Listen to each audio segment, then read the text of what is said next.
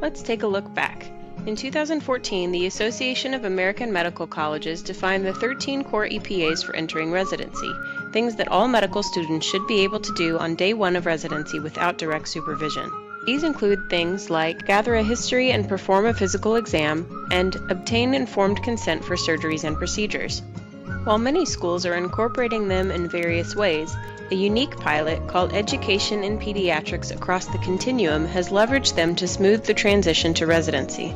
This program accepts students into a longitudinal competency-based training program in the second or third year of medical school and guarantees them placement into the pediatrics residency program at the same institution. Whenever students show they are entrustable to perform all 13 core EPAs with indirect supervision, they transition to the residency phase of training. To date, they have enrolled 48 students, and several students have finished medical school 6 to 9 months earlier than those in the traditional curriculum. Getting back to how EPAs concern you specifically, the American Board of Surgery has recently worked with a panel of surgical educators and residents to define 5 EPAs that represent a core of general surgery.